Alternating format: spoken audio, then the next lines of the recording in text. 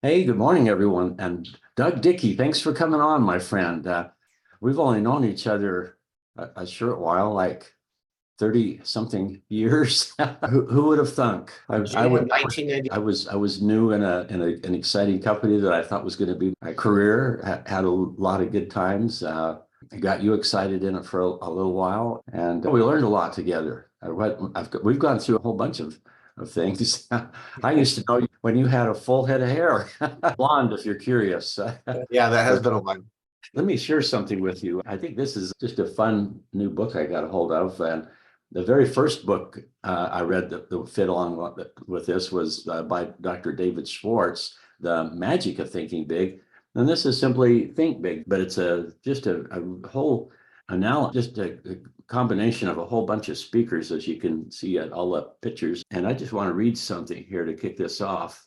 And this would be a good mantra for you or me or anyone else in this. But I think about you a lot when I look at this. Okay, here's something you can say to yourself. Today, I get to bring my gifts and serve someone. Daily, ask yourself this question: how can I bring my unique skills, gifts, experience, knowledge, relationships, and so forth to the marketplace and serve those that need it most and are a perfect fit? When you approach business with a mindset bringing your gifts and serving those that can best benefit, it's amazing how the right people show up, but also the right ideas and all of everything. But I think about you over those years, I've watched you just develop some really unique gifts and skills and ideas, and you've connected to the right people that have just brought you to where you are. And then here we are, that was made for you and me and many other people, where we can really best utilize who we are to help a whole lot of other people. And I'm just excited watching you grow and watching you take your place in destiny. So tell us how you and I met a little bit. I think that'd be fun to go way back and some of the things that over the years that made you who you are. You've got quite a storied career path. And like all of us, a lot of frustration too, but all of that makes us who we are and helps us to serve others. Absolutely. And so we met in June or July of 92, it's right at the beginning. And you had come over with a friend of mine. I had just been introduced to one of the original network marketing companies, and I was excited about it for about a week until I learned more about it. But I told somebody about that company, and then of course they talked to you, and you came out to show me the company you were with. And anyways, I was impressed by the Mercedes that you had. You'd only been in the company for a couple of years, and anyways, I ended up signing up and got started. And I was working at a tech company at the time, a Stirling cycle engine cryo cooler manufacturing company in Washington. And my job was to test this machinery and come up with ideas to improve it and stuff like that. So that's what I was doing at the time. And then got started in this network marketing company that you had presented to me. That's where I really kind of cut my teeth. I knew nothing about network marketing really prior to that. But I liked the idea that I could utilize influence to help people, to get the products out to people. I remember having an immediate benefit from the products.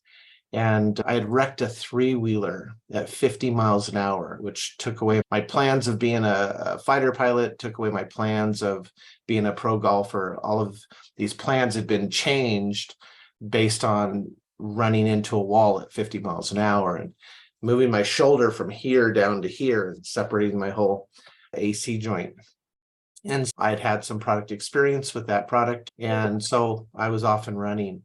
And I did okay in that. I think I was in that company from 92 to 2000. I didn't really like the idea of needing to get other people to buy stuff for me to make money.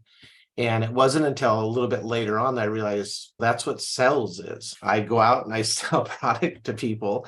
They buy the product. There's a commission attached to that. And then I make the commission. And at the time, I don't know what I was thinking, but the power in network marketing, which was really something that took me time to learn, was that if I have the ability to talk to people and convince them to go to a movie, to go to a place that I had lunch at that had this amazing food.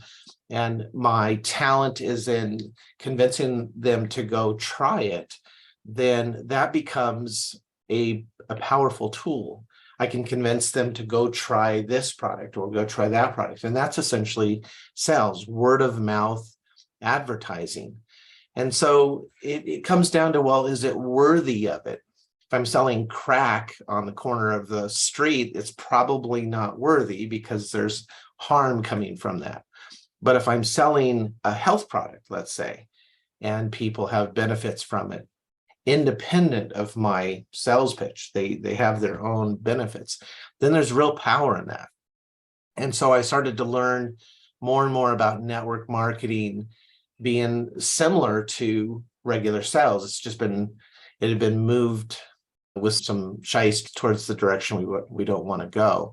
And so that's what I love about network marketing is we have the ability to start out without a ton of money. We don't have to have a huge investment. We don't have to have huge risk. We just have to go out and use our talents at sharing information with other people. In 2000, I started working for somebody else. I'd gotten married and my wife wanted me to have a job. She didn't think me being at home doing network marketing was worthy. Even though I was making more money than her, it wasn't a worthy thing. And so I ended up getting a job with somebody, introduced me to these products, actually polymers. People have already probably heard of polymers that absorb water. And that they introduced me to this, and I saw an opportunity to buy into the company. So I went to my boss and I said, what do you think about us becoming partners and buying into this company with these products? And he agreed. He didn't have a choice. I was going to quit either way. And so we ended up going into business together. And that led me to the fertilizer industry, selling somebody else's fertilizer. Their company became this fertilizer I was selling. It went out of business. And so I started to look into other fertilizers. What is it that makes a fertilizer work? I studied for several months and I come up with an idea, something that nobody else that I knew of was looking at. And so I started my own fertilizer company. It required about $700,000 up front just to become a small, just starting fertilizer company. And so I did that. I invented this specialty fertilizer, and that's where I got started. And from about 8 to now, I have a fertilizer company. I have a environmental company. I have manufacturing for both of those products, as well as a distribution company. And so running each of these different companies as the CEO and the janitor, hiring employees and salesmen and stuff, that was rough. And having to come up with $30,000 to $40,000 in sales each and every month, all dependent on me, was tough. So when I think of network marketing and the ease of entry, the upside, not having to carry inventory, not having to have a manufacturing plant, literally it cost me $300,000 a year just to have the manufacturing plant with the doors open. Because I've been there and seeing those tall mixing tanks and holding tanks and motors, the pumps and plumbing, and realizing you built all of that. Not everybody has that talent of creating your manufacturing facility. You built all of that. That's quite impressive. I got to throw back also. It just makes me smile when I think of our common friend, Michael Anthony, just a magnetic personality and connecting to you. And you've just always been positive. And I think that's really what everything is. I love this idea and enthusiasm. Nothing great was ever accomplished without enthusiasm. And that's what attracted me to my wife. She was just a sunny disposition all the time, always. And I think so much of sales is just that idea of we've all heard it, that people do business with people that they know. like, and trust. It's a fun way to live your life, is just to learn to attract good people. And of course, in sales, it's simply doing things with integrity and serving people, and never using that skill in a way that would hurt other people. And that's the big thing, is there is a few people that have misused that. But just some thoughts, and boy, it's sure fun still being your friend and doing things together. But carry on. I just want to throw that in. That was an impressive facility that you made, you invented. Yeah. If I'd had money, I would have hired somebody that could have done it better. But when you don't have money, but you have a plan, you have to do what you have to do. So I had to learn, I had to become the person that I needed that I couldn't afford. And so one of the things I love, I'll mention my wife, Gabby.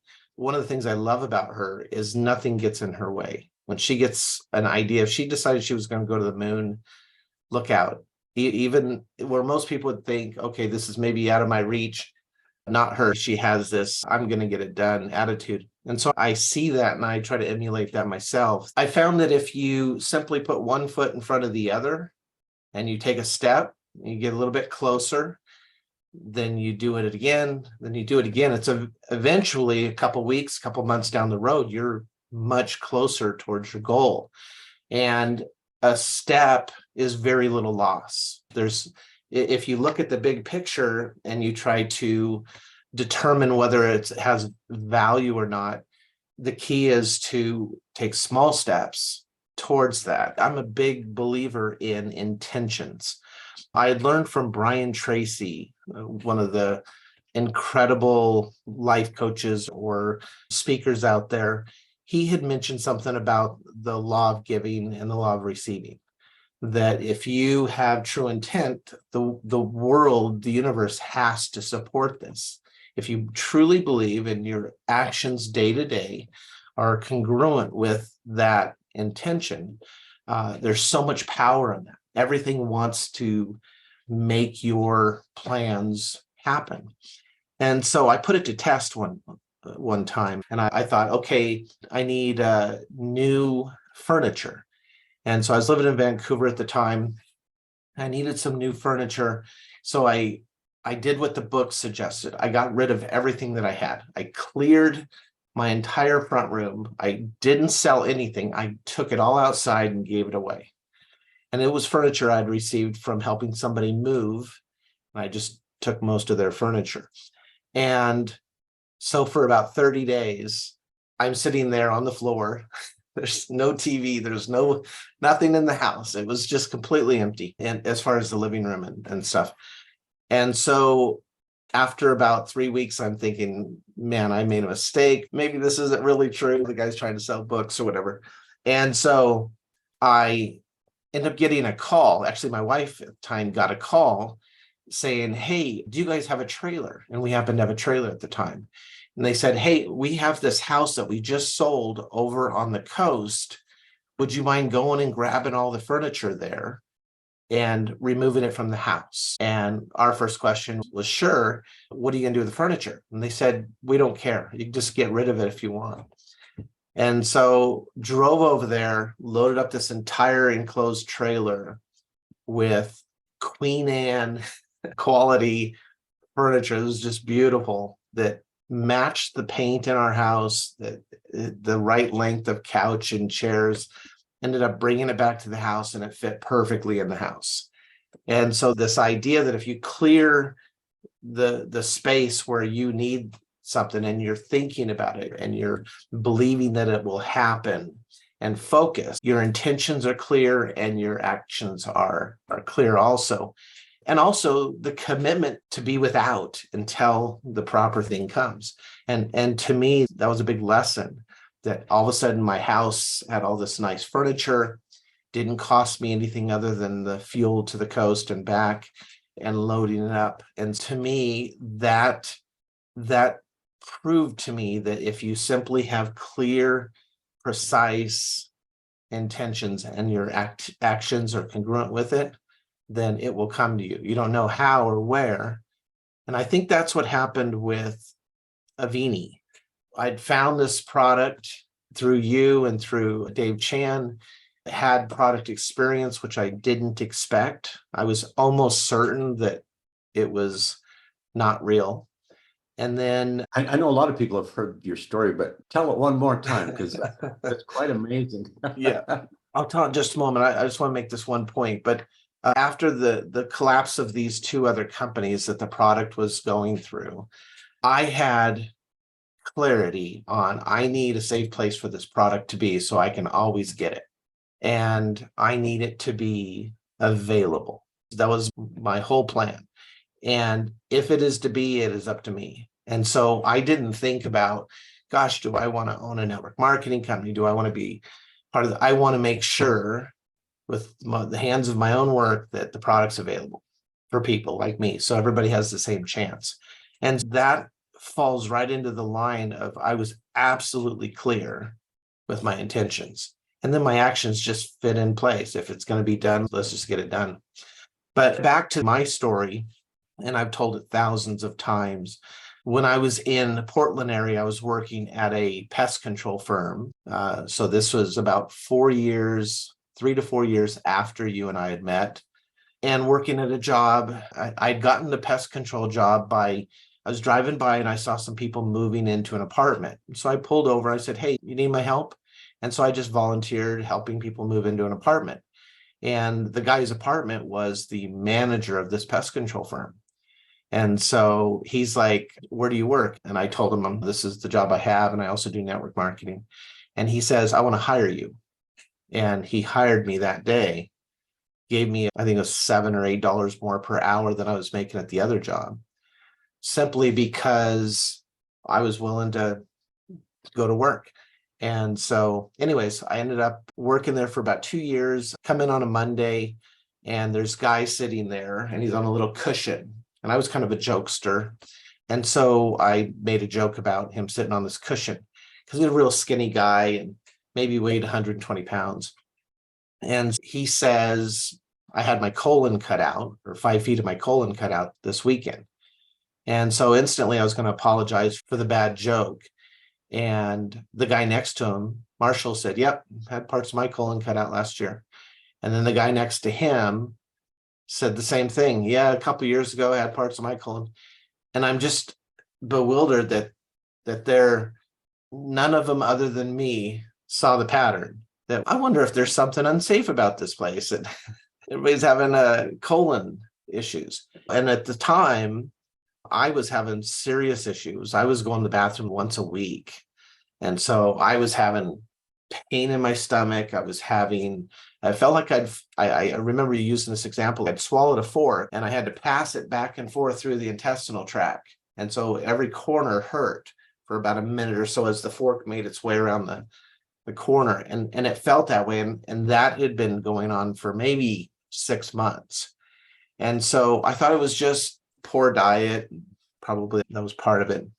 I remember having a conversation with you at the time about fiber, and you were telling me about this book. I ended up buying a couple books from Betty Kamen, I think is who it was, The Truth About Fiber, or something like that. And it was at that time that I had decided, when I found out about this, I quit the pest control firm. I quit that day that I found out about the issues, and just found out I had issues in my colon because of the lack of wanting to go to doctors.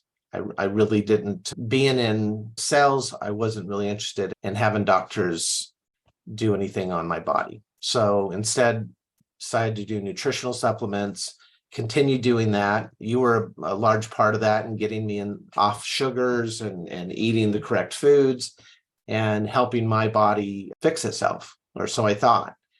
And so I continued to eat right, trying to get my body to fix itself. And over time, I was totally sure that my body had fixed itself. And I think about 2006, when I ran out of energy, my adrenals were spent, aches and pains. I had a swollen thing underneath my armpit. Got these really bad, rough skin on the top of my head right here. Lots of issues. And at that point, I went and talked to a doctor on the colon and found out that it was not good news. They didn't know for sure, and I certainly didn't want them to go in and start clipping things out. So I decided it was meant to be. I remember leaving the doctor's office screaming at him. And he's like, if you don't do something about this now, you're going to be dead in a couple of years. And I remember screaming back saying, then at least it'll be my choice. It's not going to be at your hands. And I left angry and feisty. And so at that point, I think I was just going to fight it myself and continue to do what I could to make it work.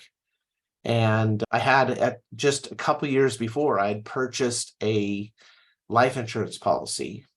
In fact, you had given me a free ticket that they invite you to go to a dinner where they tell you that this husband, he had a life insurance policy and he was a real negative husband and father, not very nice. And this husband has no insurance, but he's super awesome. He treated his kids wonderful, and both of them die. And at the funeral, the super nice guy left everybody in so much debt. And just having the insurance policy instantly made this, flawed husband and father a true hero, because he had, taken care of the financial side for life. And so I ended up buying a very large life insurance policy, thinking I could make up for all the poor decisions as a husband and father. I had a life insurance policy that was in place.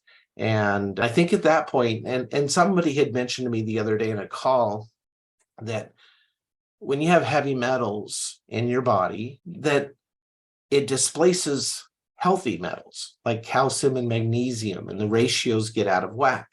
And that affects hormone production, affects how you think. Depression was postulated by this person to be maybe caused by this accumulation of heavy metals in the body. And so I look back in my life, having a accumulation of these heavy metals that I was unaware of. I didn't know when you get pesticide poisoning, which I skipped over earlier. When you get pesticide poisoning, the enzyme inhibitors will shut down the colon. That's pretty common for everybody. Hence, everybody was having struggles with that. But when I lost the 45 pounds of fat over the next 3 or 4 months, that nice little round spare tire I had, when I lost that, what happened to all the metals that had come in with the pesticides? The mercury, the arsenic, the cadmium, the chromium, whatever electrolytes they were using to get that pesticide into the pest, what happened to it? It didn't get burned out with the fat, so it gets released back into the body, and it bombards your liver and your kidneys. And so looking back, 2020 hindsight, that's what started the downward permanent, I felt was permanent, slide in my health. And that led me to being sick and having these issues. And I could have gone to the doctor, and the doctor would have come up with a diagnosis, and the doctor would have treated it like any other chronic issue, to where it's not ever going to fix it. It's just going to keep you bound to buying medicines. I didn't do any of that. I didn't want any part of it. And so from that, I suffered. I suffered for years with these pains and issues, and it left me emotionally depressed, tired, just sort of.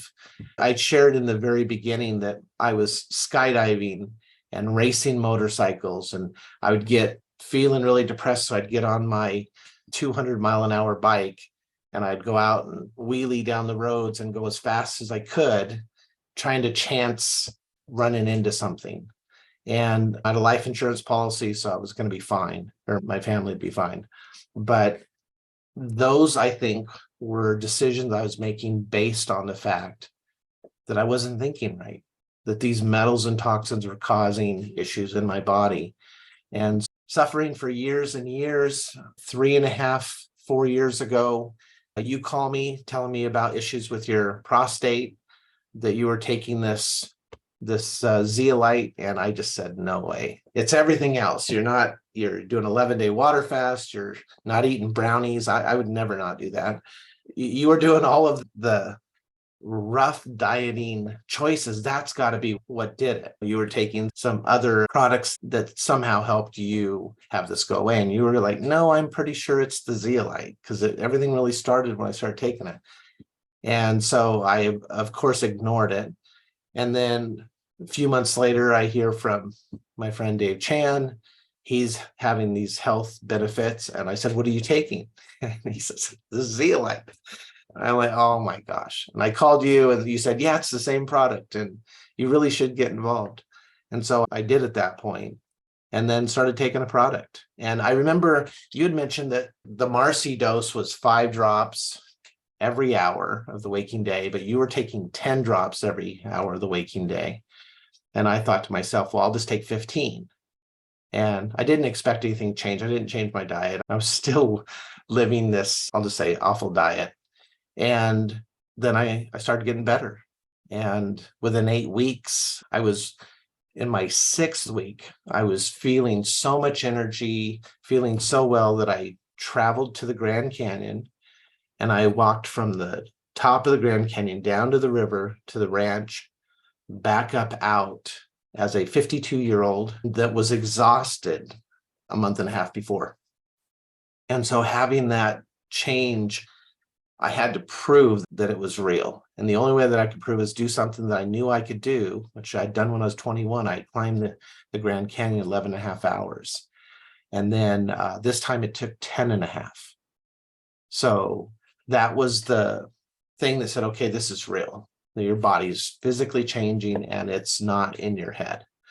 And depression going away and the thing under my arm going away, many, many challenges just going away. But it left me with another issue. It left me with this understanding that there's no way a mineral or dirt is going to have any ability to balance my blood sugar, to get my adrenals to start functioning again. That none of that makes sense. I'm a process guy. I invented products. I invented processes. There's no way. It's impossible. This is in my head. So I went on a fact-finding spree online, reading everything I could about zeolites, about the different types, the processes, the technology, everything I could. I flew out and met with Rick, asked him everything that I could think of, spent a lot of time, I would say a few hundred hours, trying to figure out how is it possible the zeolite could do what it did for me. And it wasn't until I was at a massage. So because I was depressed, every week that I survived another week, I would give myself a massage. So I'd get to go to massage if I survived another week. I realized at one time that I wanted to have a balance between being here or being gone. And so I gave myself a massage. I'd gone to this gal for about a year and I'm laying there, she's massaging me and she says, "You're detoxing." And I said, "What are you talking about?" And she goes, "I can see you're detoxing, your liver's working." I'm like, "How would you even know that? What are you saying?" And so then she explained to me how my IT band, which she can never touch, it was really painful. That was a symbol or a sign that the liver wasn't functioning. I'd never heard this before. It wasn't, I hadn't seen meridian charts that showed that the IT band. She said, yeah, and she's a Chinese doctor. She's a massage person here. She said we learned that very early on. So I had this IT band that was always tight and painful. And she said, this is a sign the liver is struggling. And so over the next few months, I'm studying the liver and I'm asking people, they go, "Yeah, I have liver issues." And I go, "Is there any spots that hurt, like on your leg?" And they go, "Oh yeah, down by my knee on the band, you can't even touch it." And I noticed that several people who had issues with their liver would make that statement. And I'd never heard that anywhere else. And so I started studying the liver, and that's when I discovered this. The liver is so burdened with these heavy metals and chemicals and toxins, and the zeolite just simply removes them, pulls them out. So sort of bypassing your normal excretion processes. You don't have to fix your gut to benefit from cell defender. You don't have to have all of these pathways open because the cell defender is a mineral or dirt that the body's going to get rid of through the urine channel. It knows, it says, yeah, I know what that is. That's dirt. And it's going to send it out through the urine. And while it's swimming around your bloodstream, it's grabbing these metals and toxins, hiding them away from the body, and then they leave with the trash.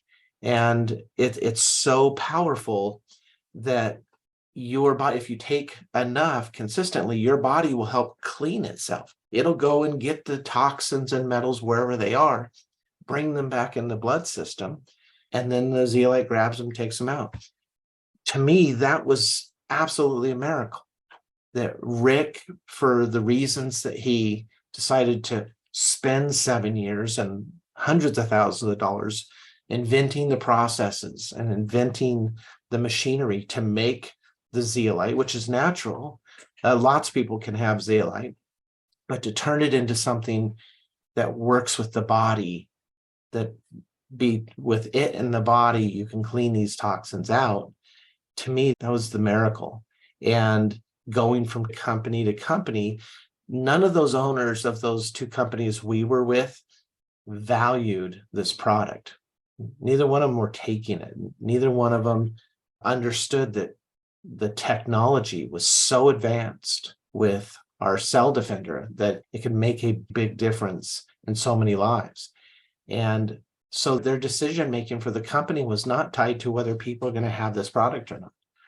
Avini is tied to that specific number one on our mission statement: get this product out to every person that needs it, which is everybody, and ship it quickly. And third, go through distributors, word of mouth, person to person, heart to heart, eyeball to eyeball relationship. That's where the value really comes in with what Avini has. Yeah, that's amazing. I just going back to what you were saying, detox, we usually think of doing the liver and things going through and cleaning out your gut, your digestive system. And that is a big deal. That's huge. We want to do that. And for hundreds of years, that's what zeolite has done. People have eaten it that way. And I guess graphically, we could say all the other products out there, when you take it, you poop it out. But when you take Rick's, you pee it out. That's right. It's so simple and elegant, where instead of just remaining in the digestive tract, which it does good, you make it submicron in particle size and it enters the bloodstream and systemically washes out your body. And that's the unique blessing that Rick has given all of us. And I love just telling people when they do research, think of anything bad that you don't want, type that into your browser and then add heavy metals. And there's just a really alarming correlation. And so this becomes an essential thing for all of us who live on Earth to take Cell Defender. Yes. Yeah, one of the other things I think is really important is if you think about the trash guy, he comes to your house, but he doesn't go in the house. The truck doesn't go into each house and grab the garbage from each room. All of that gets brought out by the owner of the house, right? Whoever lives there, they bring it out, they put it in one trash can, right? Same way as Cell Defender in your body. When the Cell Defender grabs these toxins from the roadway, the bloodstream and the lymphatic system, the body's own need for homeostasis, electrolytic gradient in the bloodstream, goes and grabs more toxins wherever they are, and the body knows where they are, and pulls them back into the bloodstream to help balance the electrolytes. So it's bringing the toxins to our zeolite, which then grabs the toxins and exit out through the urine. That is a synergistic relationship between a mineral, which the body knows is dirt and is going to get rid of it within the next few hours, and stuff being trapped in bones and tissue and other places. The last place you would want zeolite is inside a working cell or inside a bone. There's no benefit for it to be in there. It's better to be in the bloodstream, grab the toxins that the body has brought to the bloodstream, and remove them before the liver has to deal with them, thus removing all of the burden on the liver. Now can do 500 things that it does, including manage your pancreas, manage your thyroid, manage your pituitary and your pineal glands. All of the endocrine glands are managed by the liver on a moment-by-moment basis. Liver is the most important gland. If you cut part of the liver out, it grows back. It's the only one that grows back. It's absolutely necessary. And it manages everything. And there's no other support for the liver other than the adrenals. And so when people have liver issues, they end up having adrenal issues. The adrenals are trying to keep up with the liver work. And so we have something that is so important at this time where people's energy levels are low, the food sources, the toxins that are in our food and water and air, they're just too much for our body to handle on its own. And that's why we started Avini, is to get the word out. I tell people all the time. I told a guy yesterday that was on a call, as soon as this product works, tell everybody. You got to get out and tell everybody. You have a responsibility to share with others. We've been here, 21 months as a company, done millions and millions of dollars in sales. We have about 15,000 distributors and customers combined, and we're just getting started. Can you imagine what would it take? How many distributors would we need to have 1 million people on this product? We have this massive amount of effort ahead of us to save lives. And that, I believe, is why we can't rest on our laurels. We have to get out and let everybody know. Whether they try it or not, that's up to them. Whether they do any follow-up on it, that's up to them. But you have to tell them about it. Let people know about our products. And all the other products that we have that support Cell Defender, the Silver, the Plus Relief, the Zimmunity, the Fiber. These are really important products. They are. Wow. I'm glad you're where you are and leading the field. I think this is just wonderful stuff. Leadership is the enthusiastic communication of your vision. And I love your vision. And let's go out and enroll a lot more people in this wonderful Avini vision. Absolutely. And thanks for your leadership too, bringing all of your years and years of talents, and you're outworking everybody in your, sometimes at 10 o'clock at night, you're still on the phone and having calls. And so thank you for all that you put in and leading the group. So it's going to be worth it. Absolutely. It already is. As we all talk about it's a fun business, but oh my goodness, the goosebumps or the spiritual compensation, the emotional income, it just can't be beat. And that's why everybody's excited, because we're really making a difference. Yeah, it's fun to touch people. And I know you've had Neil and Rick both on the call. I'll give them a shout out, because their focus to get what's necessary done to continue to make sure that this company is financially sound, that we move forward, that we can produce products, we can ship products. Their commitment is incredible.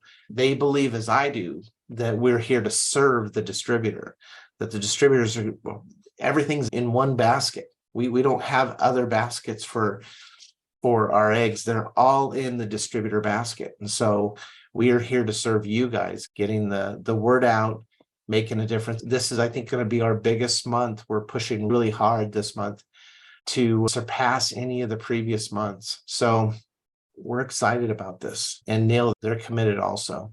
Thank you for all you do. We're all in. Let's do this. And see you at the convention. If you haven't decided to come, you'll be glad you did. I promise you.